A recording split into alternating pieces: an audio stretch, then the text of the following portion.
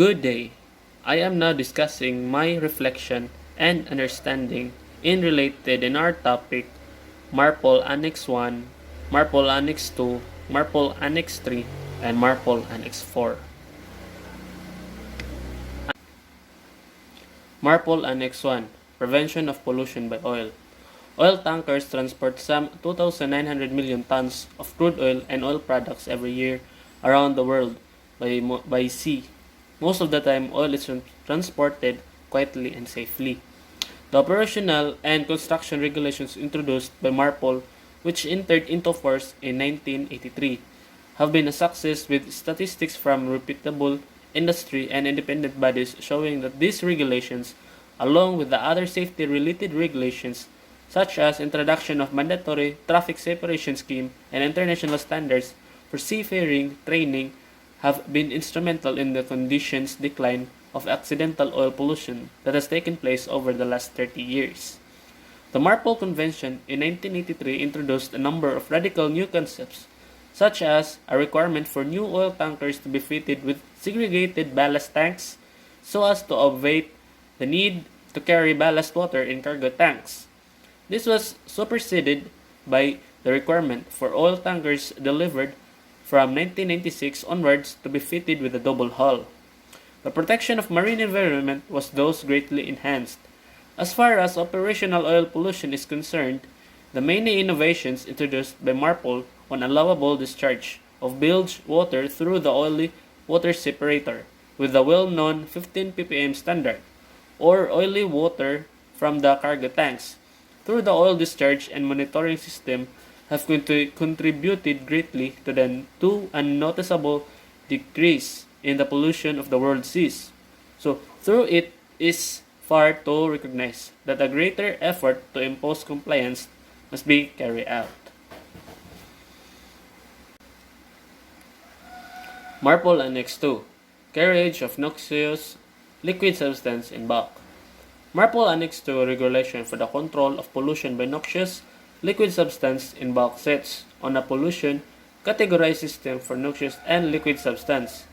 So the four categories are Category X, Category Y, Category Z, and other substance. First, Category X, noxious liquid substance which is discharged into sea from tank cleaning or deballasting operations, are deemed to present a major hazard to either marine resources or human health, and therefore justify the prohibition of the discharge into the marine environment. Category Y, noxious liquid substance which is discharged into the sea from tank cleaning or deballasting operations, are deemed to present a hazard to other marine resources of human health or cause harm to amenities or other legitimate uses of the sea, and therefore justify a elimination on the quality and quantity of the discharge into the marine environment. Next is Category Z, noxious liquid substance which, if discharged into the sea from tank cleaning or deballasting operations, are deemed to present a minor hazard to either marine resources or human health, and therefore justify less stringent restrictions on the quality and quantity of the discharge into the marine environment. And lastly is the other substances which have been evaluated and found to fall outside Category X, Y, or Z because they are considered to present no harm to marine resources, human health, and amenities or other legitimate uses of the sea when discharging into the sea from tank cleaning or deballasting operations. The discharge of bilge or ballast water or other residue of mixture containing this substance are not subject to any requirements of MARPOL Annex 2. The Annex also includes a number of requirements reflecting modern stripping techniques, which specify discharge levels for products which have been incorporated into Annex 2. For ships constructed on or after 1 January 2017, the maximum permitted residue in a tank and its associated piping left after discharging is set at a maximum of 75 liters for products in Category Z, Y, and X. Compared with previous limits which set a maximum of 100 to 300 liters depending on the product category.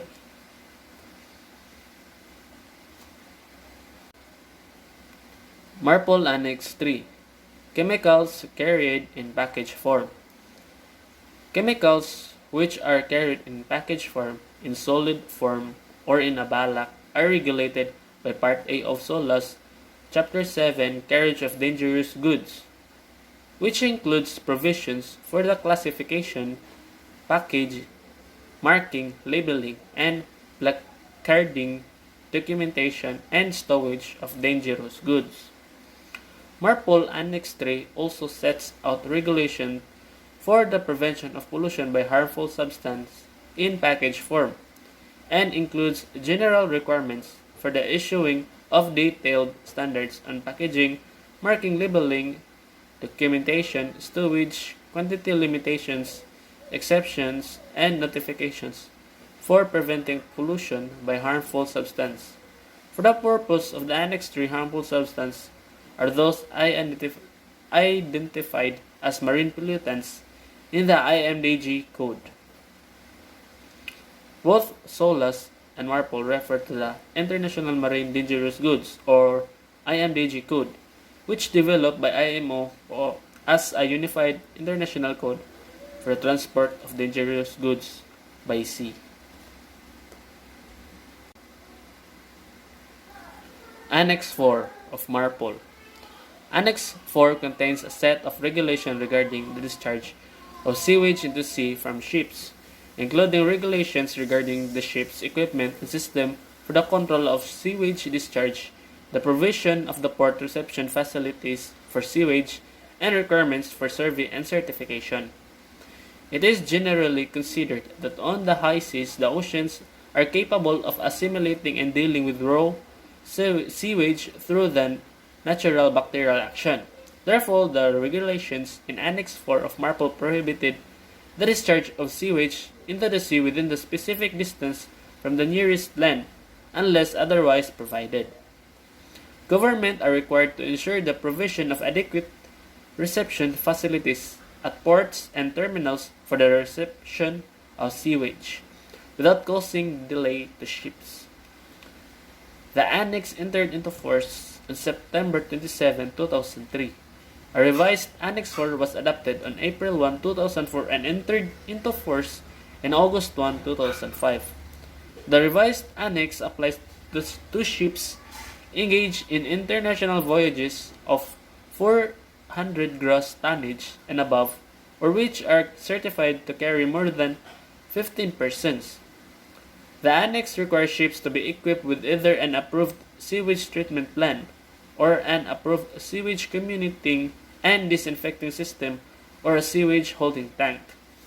The discharge of sewage into the sea is prohibited, except when the ship has in operation an approved sewage treatment plant or when the ship is discharging communicated and disinfected sewage using an approved system at a distance of more than 3 nautical miles from the nearest land.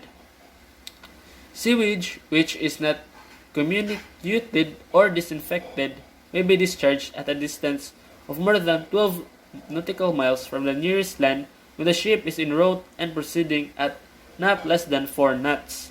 The rate of discharge of untreated sewage shall be approved by the administration.